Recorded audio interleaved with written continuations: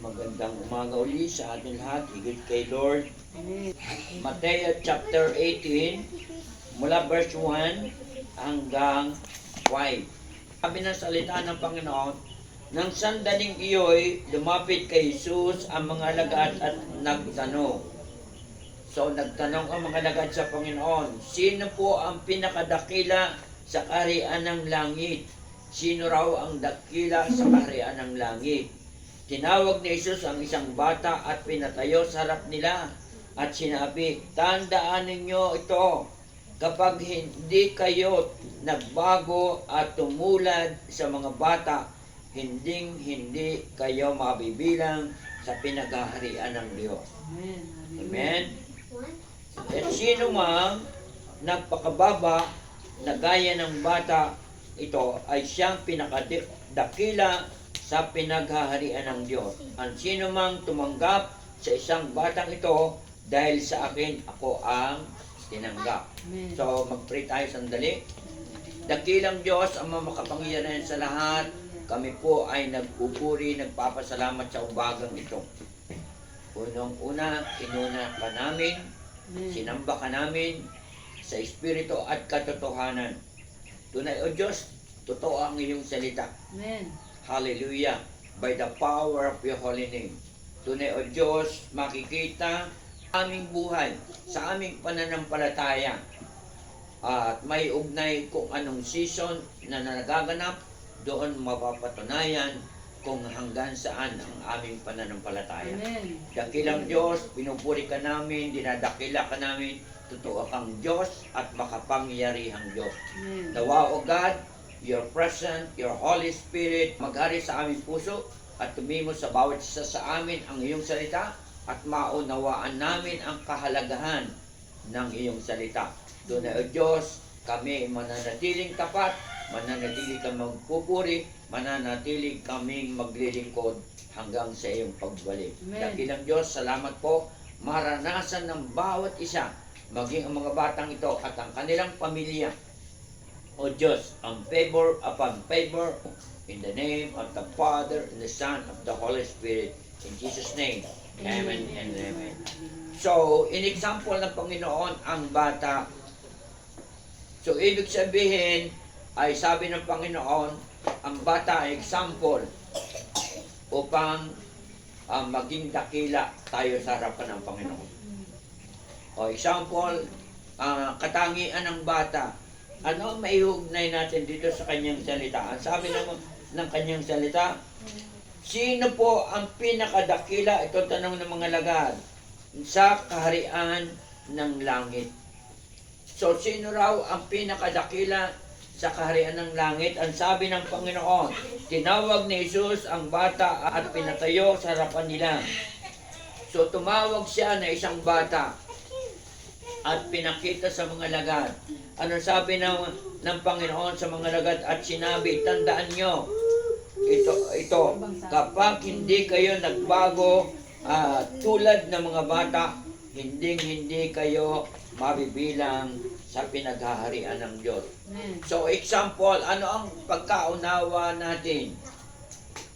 Ilang taong bata ang pwede nating makunan ng halimbawa? Ang bata, no? Example natin, ang bata ay hindi nag-iisip ng masama. No? Hindi sila magre-rebelde. No?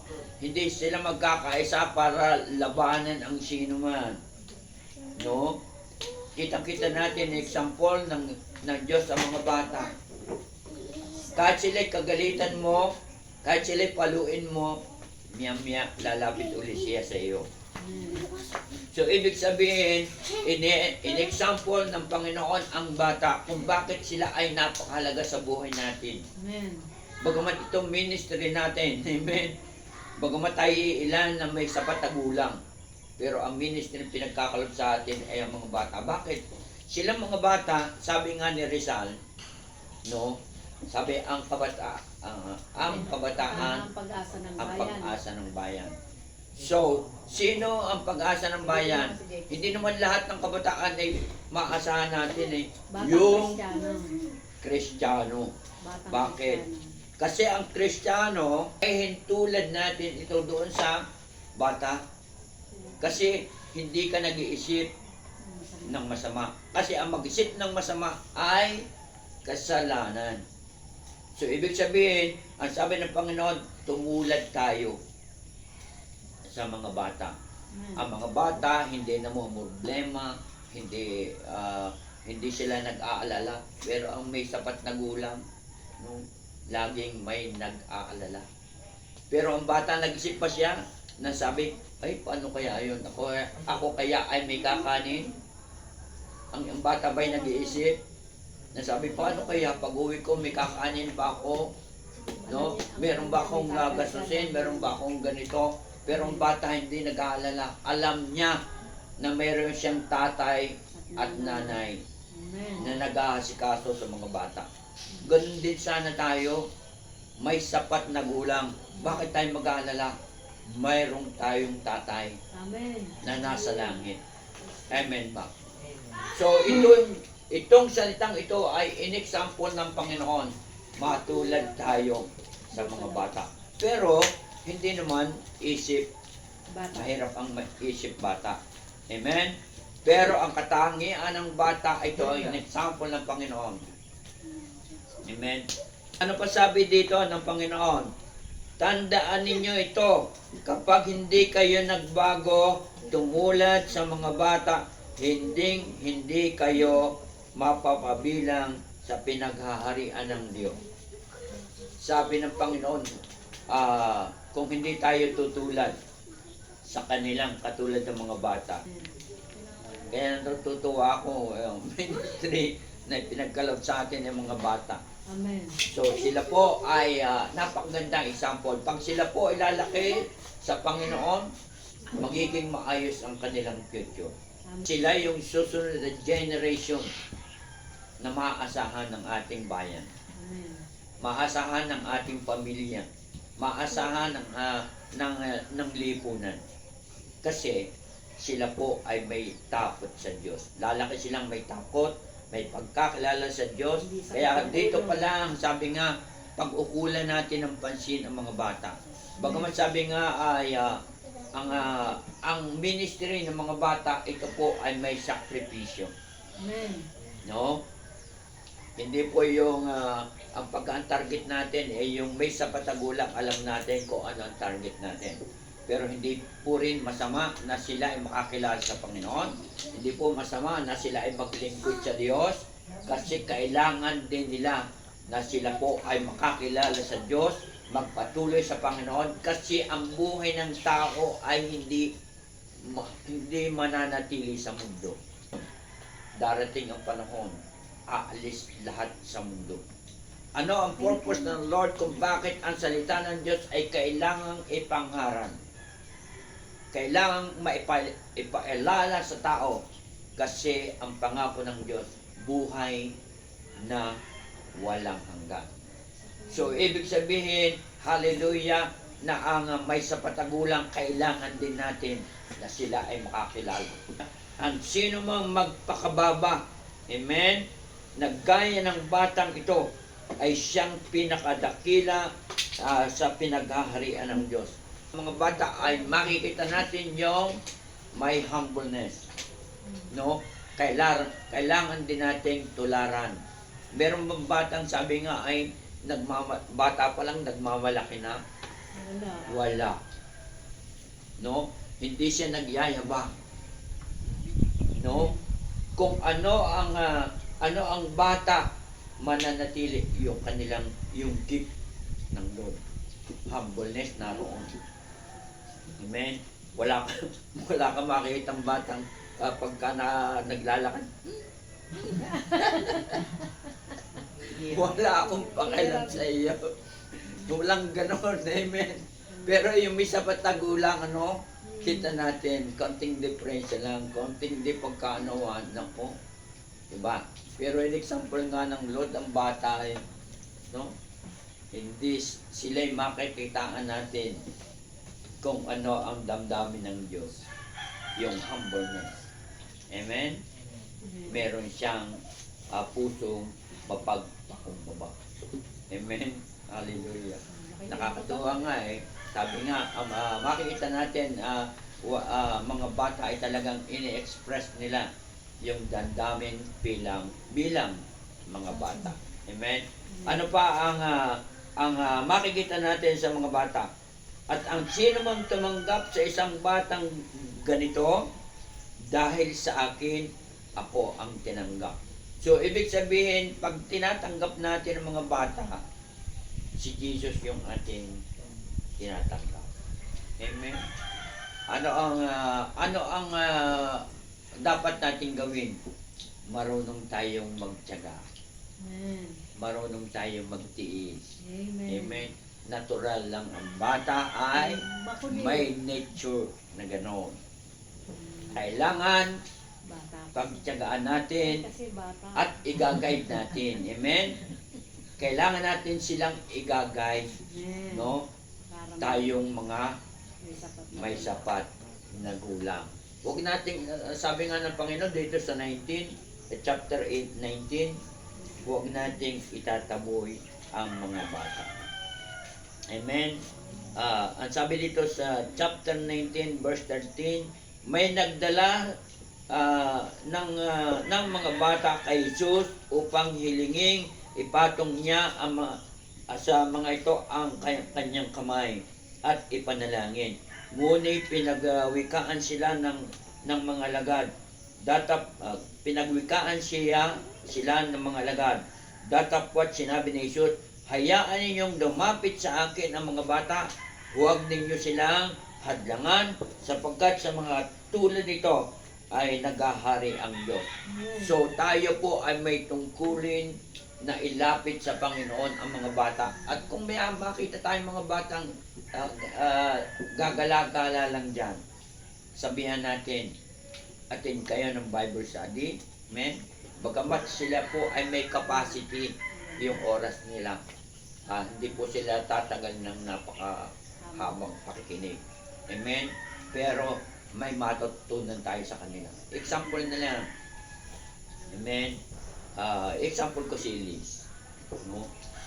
Liz sample, ha?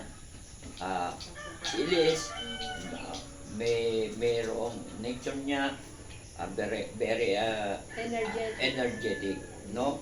Energetic. Pero may time siya pag nag-ano sa Panginoon, no?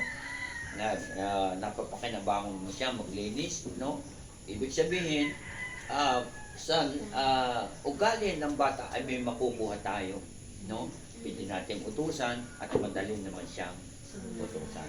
So, yun yung katangian na nais ipaalala ng Diyos sa atin. Amen? Pero yung may sapat na gulang, no? Pag uutusan mo, Huyo!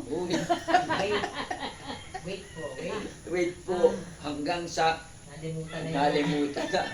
Ba't ako? Ba't ako?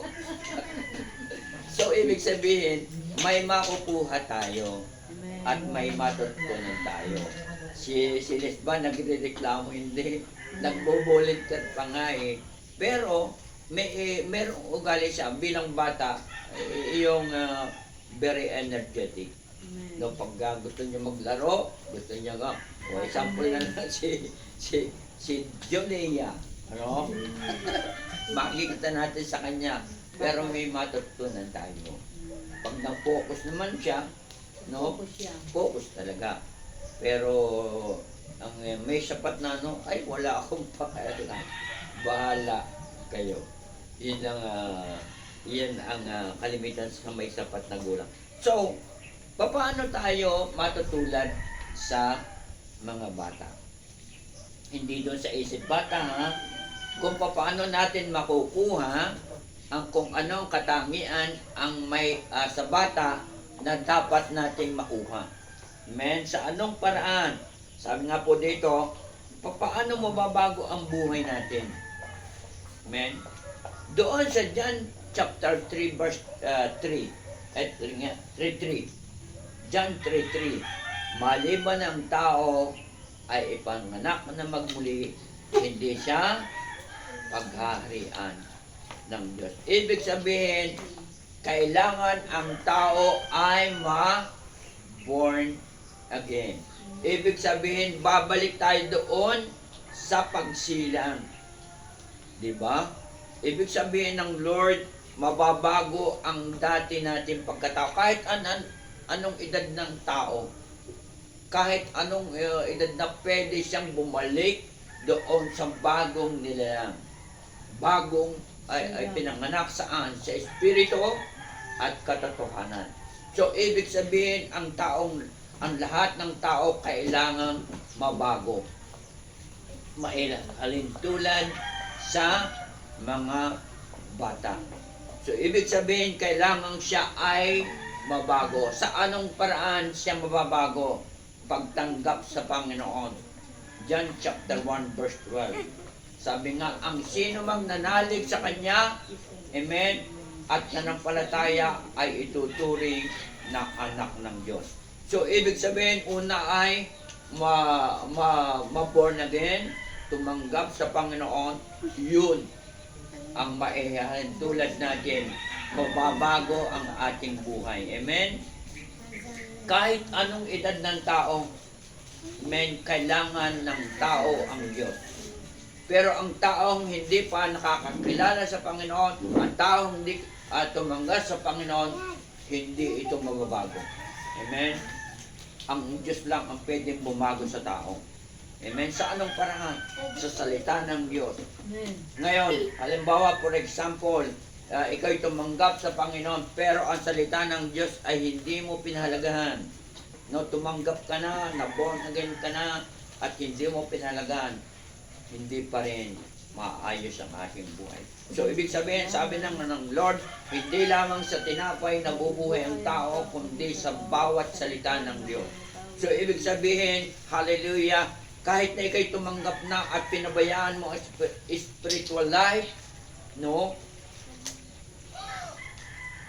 maaring bumalik ka doon sa nature ng katangian ng isang tao. Amen? Pero pag tayo ay magpapatuloy na maunawaan ang salita ng Panginoon, amen, mababago ang ating buhay. Amen? At maunawaan natin ano ang ipinapahayag ng Diyos. Amen? Ano pa? Kailangan natin na ito ay i-apply o ipamuhay natin. Amen? Ang kalooban ng Diyos. Saan natin makikita yung kalooban ng Diyos? About doon sa prayer ng Lord, doon sa Matthew chapter 6 verse 10. Ito rin ang dapat natin gawin. Hallelujah. Kung paano natin masusunod ang Diyos. Matthew chapter 6 verse 10. Ano ang sabi rito? Hallelujah. Ito ang sabi niya, ikaw nawa ang maghari sa amin. So, ibig sabihin, hinihiling natin na maghari ang Diyos sa buhay natin. Sundin nawa, amen, nawa ang iyong kalooban dito sa lupa tulad ng sa langit. Sinasabi natin sa ating prayer, hallelujah, in the name of Jesus, kung ano ang nagaganap sa langit, ito rin ang maganap sa ating buhay dito sa lupa.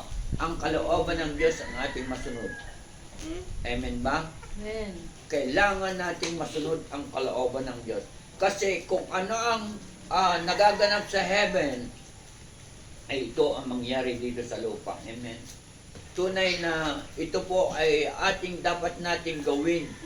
Kasi sa situation ng mundong ito, bagamat yung situation ng mga politiko sa atin, kung titingnan natin, napakagulo. Amen.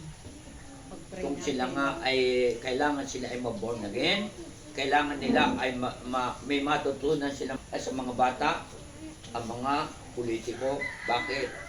Kasi ang mga politiko talagang iniisip nila sila ay makapangyarihan at wala ng paggalang at walang bata na nagmamalaki. Amen? So, ibig sabihin, ang sabi niya dito sa kanyang salita, ikaw nawa ang maghari sa amin, sundin nawa ang iyong kalooban dito sa lupa tulad ng sa langit. Yun ang nais ng Panginoon. Kung ang ating mang paligid, pangit ang sitwasyon, pero huwag tayong paapekto. Amen ba? Amen. Hindi dapat tayo paapekto. Ito ay example sa isang panambahan. Pag pangit ang weather, tingnan din natin ang situation nito. Amen? Wala nang daman. That is the example. Amen. Ibig sabihin, darating ang panahon, doon mapapatunayan at totoo ang sabi ng Panginoon. Magkakaroon ng problema sa buong mundo. Magkakaroon ng iba't ibang problema sa buong mundo. Doon mapapatunayan ang Kristiyano. Kung ikaw ba ay mananatiling sa samba, ikaw ba ay magpapatuloy sa Panginoon, hallelujah. Kasi sa situation yon, ang iisipin mo, ayoko pumunta at sumamba dahil magulo. So, kung ganun ang kaisipan, sino ang maliligtas? Sabi nga ng Panginoon, even the Christian, pagka dumaan yung ganong situation, maging ang Kristiyano ay maapektuhan. Kung tayo ay titingin sa paligid, tayo ay titingin doon sa ganong sitwasyon, hallelujah, at maapektuhan tayo, maaaring tayo sumuko. Maaaring tayo hindi magpatuloy. Pero ang ating inihahanda at pinaghahandaan yung heaven na ipinangako ng Panginoon. Amen. Hallelujah. Kailangan tayo ay maniwala sa sinasabi ng Diyos. So, ibig sabihin doon sa Hebrew chapter 11 verse 6, sabi nga, hindi mo makakamtahan kung wala kang pananalig sa Panginoon. At kung walang pananampalataya, Yes. ay hindi maaaring masalisay. Maging kalugod-lugod sa Kanya. Sapagkat ang lumalapit sa Diyos ay dapat sumasampalatayang may Diyos at Siya ang tagapagbigay ganti sa mga Kanya'y nagsisihanap. Amen. Malinaw po, pag wala tayong pananalig, hindi natin makakamtan yung gusto nating mangyari na hinihiling natin sa Panginoon. Sabi nga ulitin ko, hindi kalulugdan ng Diyos ang hindi nananalig sa Kanya. So, kailangan natin yung pananalig sa Diyos. Amen? Kailangan natin ang pananalig na sapagkat ang sino mang lumalapit sa Diyos ay dapat maniwalang may Diyos. So, kailangan tayo paglapit natin sa ating Panginoon ay maniwala tayong may Diyos. Ano man ang sitwasyon, ano man ang kalalagayan, maniwala tayong may Diyos na tutulong sa atin. Hallelujah. Ito ang ating pag-asa. Ito ang ating pagkakaiba sa walang Panginoon, walang pananampalataya. Ito ang pagkakaiba natin. Ano man ang mangyari sa paligid, sa mundo, sa sitwasyon, maniwala tayong may Diyos. Amen. Hallelujah. Sapagkat ang ating pinaghahandaan, hindi naman yung dito eh. Lahat ay Malulungkot ka, katulad yan, situation na ito. kunti tayo. Pag tinignan mo yung situation, malulungkot ka. Hindi ka na magpapatuloy. No? Maaaring sabihin, totoo kaya ba yung aming ginagawa? No? Bata. Mayroong tayong ginagawa sa mga batang ito. Yung future nila ay magiging maayos. Yung kanilang lalakaran, magiging maayos. Kahit tayo ilang may sapat na gulang, malulugod ang Diyos. Amen. Dahil sa kanilang mga bata, pinag-uukulan natin ng panahon. Amen. Amen? Ano pa? Kailangan tayo ay marunong magpakumbaba. So, balikan natin yung chapter 18 ng Matthew, verse 4. Ang sino mang nagpakababa, naggaya ng batang ito, ay siya ang pinakadakila sa pinaghaharian ng Diyos. Kita natin sa batang ito, Amen. no? Yung humbleness, Praise God. men, may tuturing tayong pinakadakila sa harapan ng Panginoon. Amen. Sapagkat tayo ay marunong magpakumbaba. Hindi natin tinitingnan yung situation, hindi natin tinitingnan, hindi tayo nag-comment about, sabi nga ay, sa kanila. Sabi nga yung inattend naming seminar, nung Monday, sabi nga, wala tayong itatabon. Kagaya ng verse 19 ng Matthew. wala tayong itataboy. Ano man klase siyang tao, Amen. Maluwag. kahit anumang uri ng tao, tatanggapin natin siya, pero hindi tayo ang dapat ma-impluwensyahan. Tayo ang maging example Sa kanila. na tayo ay anak ng Diyos. Amen. Tayo ay tagapagturo. Tayo ay mananampalataya. Amen. Tayo ang example. Kailangan natin maunawaan natin sila. Amen? Sapagkat sila ay unang-una kung hindi pa sila tumatanggap sa Panginoon. Maaring tayong makaka-encounter ng mga ganong klase ng tao. Pero malalim at mataas na pangunawa natin sa ganong klase ng tao. Kasi hindi pa nila talaga alam.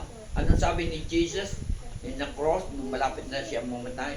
Ama, patawarin sila sapagkat hindi nila alam ang kanilang ginagawa. So, ibig sabihin, at nalaman natin, bago nga nung nagpapagaling ang Panginoon, ang mga taong lumalapit sa Kanya ay may mga masasamang espiritu. Hindi pa po sila nababago. Pero nung pagwikaan ng Panginoon, nabago ang kanilang buhay. Kasi yung masamang espiritu na umaalipin sa kanila ay nagsialis. So, maaring nga tayo ay sa sitwasyon, nakakaranas tayo na hindi natin maunawaan kung anong klase ang taong ito. Pero tandaan natin, ito ay pinagaharian ng masamang espiritu. Sabi nga doon sa Efesos 6:12, sabi nga ay yung espiritong yan ay naandyan. No, ang sabi ng salitang yun ay ang kaaway natin ay hindi tao, kundi yung espiritong umaalipin sa ganong mga tao. Ano ba? Tayo po ay maging tagapagturo ng bata. Saan natin matatagpuan? Doon sa Kawikaan, chapter 22, verse 6. Turuan mo ang bata sa daan na dapat niyang lakaran at pagkatumanda man siya ay hindi niya hihiwalayin. Amen. So, malaking bagay yung ating tinuturo sa mga batang ito. Sila yung future, no? Sila yung maaring maging leader, maaring sila ay successful na mga bata, no? Maging maaring sila ay magtagumpay sa kanilang career. Pero mahalaga ang salita ng Diyos na nakatanim sa kanilang mga puso at isipan. Sila yung magiging example. Amen? Kaya kayong mga bata, huwag ninyong kalilimutan ang salita ng Diyos. Amen ba? Amen. Sapagkat Sapagkat ito'y mahalaga. Sabi niya ng salita ng Panginoon, ituro sa bata ang daang dapat nilang lakaran. So, ibig sabihin, tayo po ang magtuturo. Tayo po ang nakakaalam ng tama. Tayo nakakaalam ng matuwid. So, ituturo natin sa kanila yung dapat nilang lakaran. Kung sakali nakikita natin na mali yung kanilang dinadaanan, tayo magpapaalala. Amen ba? Sapagkat tayo ang nakakaunawa at nakakaalam ng katotohanan. Sabi nga ng salita ng Lord, if you know the truth shall set you free. Kailangan ng mga bata ang turo. Tapos ang sabi dito, hanggang sa paglaki, di niya ito malilimutan. Kailangan talaga ng ang salita ng Diyos ng mga bata. Sa kanila, makikita ang paghahari ng Diyos. Itong mga katangiang ito na kailangan sa ating buhay bilang tayo ay may sapat na gulang, tayo po ay mabago ang buhay. Amen? Tanggapin si Jesus, Amen. ipamuhay si Jesus. Amen? Maniwala sa Diyos. Amen? At marunong tayong magpakumbaba at marunong tayong magturo. Amen? Ang buhay natin ay isang turo at aral sa mga bata at sa mga taong nakakakita sa ating buhay. Hindi sila marunong magsinungaling. Pagka bata ay nagsisinungaling, hindi na siya bata. Marunong baka ang mga bata ay hindi marunong magsinungaling. Kung ano ang nakita Hindi na sasabihin. Yun ang sasabihin. Eh, ako nanonood nung interview sa Kongreso, lahat sinungaling. Pero ang bata, yung salitang paikot-ikot lang ng kaunting tanong, mamay iiyak na upo. Ginawa ko. Ay, pero sa Kongreso, ay alam na kung sino, hindi pa rin na amin. Hindi matay May na, ibang hindi pa Kristiyano, laging amen. Praise God. Hallelujah. So, ibig sabihin, kailangan sila ay mabago ang buhay. Amen? Amen. So, ang mga bata ay kung anong nakita sa matanda, Siyang gagayahin. siyang gagayahin. Kaya hindi dapat natin ipakita ang gawang masama. Amen. So, ano pa? Ang makikita natin katangian ng bata, mahilig silang magkwento. No? Amen. Sila ay madaldal, no? Kwento lang sila ng kwento. Amen. Kasi kung ano nakikita, so sila po ay masayang kasama. Amen. At ang kwento nila ay totoo. Walang katapusan. Walang katapusan at sila ay totoo, no? At gustong gusto nilang matuto. Amen. Kaya masarap din kasama yung gano'n eh. Pero may mga magulang, mandali mo, wala akong Nag-i-enjoy kami din sa tatlo. kwento sila ng kwento kasi alam sila ay nagre-research, no? At ang dami nilang itinatanong. Tanong. Pero mga magulang sabi, ano mo nang tanong ka ng tanong. Kasi gusto nila na matutunan. Amen ba mga bata? Amen. Hindi nagtatanim ng sama ng loob. No?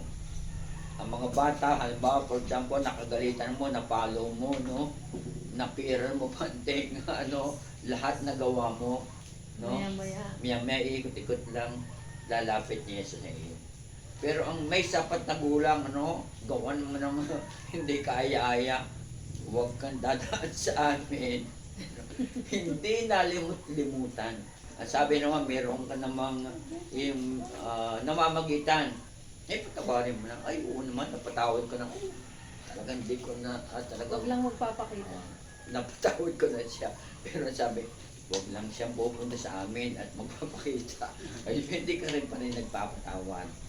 Kaya nga sabi ng Lord, tumulad tayo sa mga bata. Pagkatapos ng pangyayari, tapos na. Kalimutan na. Yung iba hindi mapagkatulog, may stress, mamumroblema, mawawala ng direksyon. So ano pa, hindi siya banta sa lipunan. Amen. Meron bang nagkaisang mga bata laban sa People gobyerno? power, mga bata. People's power, no? People Against power. the government. Mga bata. Ay totoo lang, dapat sila ay maging maborn again talaga. At hindi nila intindihan kasi kung gano'n ang kaisipan ng lahat ng tao, gusto kaguluhan, walang makapapala. Ang mangyayari, bagsak ang economy. Amen. No? Walang kapayapaan. So, nagkakaroon ng hindi pagkakaunawaan. Maging ang investor hindi mag-i-interest pag magulo ang isang bansa. So, ito po ay may mga sariling layunin. So, ibig sabihin, may tungkulin tayo. Ang tungkulin, ipanalangin sila. Ipanalangin. Amen. Tayo ang ilaw ng sanlibutan. Amen ba? Ang asin. Prayer. Maging asin. Natutunan. Kaya lang yung asin at ilaw takot sa ulan. Dapat hindi. Kasi daw yung ilaw Namamatay. ay pag nabagsakan ng ulan ay mamamatay. Pero yung ilaw natin hindi naman yung kandila.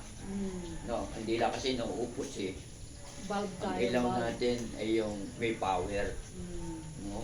From God. Amen. Ilaw na walang kamatayan. Amen. At din yung asin na wala rin, hindi nawawalaan ng alat. Amen? So, dito na lang yung message. Amen? Ano ang una nating kailangan makita? at magawa ng may sapat na gulang. Unang-una example, ang mga bata. Tayo ay may pagbabago ang buhay. Amen. Amen. Kailangan natin tanggapin si Jesus. Siya lang ang pwedeng mag-ayos ng ating buhay. At ipamuhay natin ito. Amen. Maniwalang may Diyos. At marunong tayo magpakumbaba. Amen. At marunong tayo magturo sa mga bata. Being example. Amen. Amen. Hallelujah. Palakpak sa Panginoon.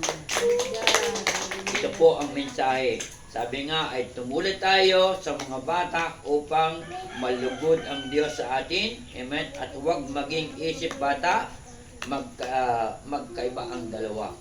No? Kung magkaroon tayo ng isip bata, hindi maganda.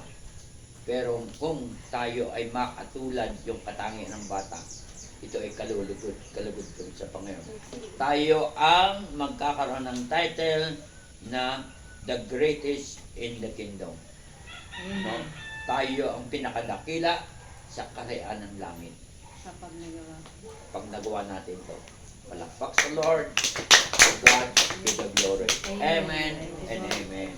Hallelujah.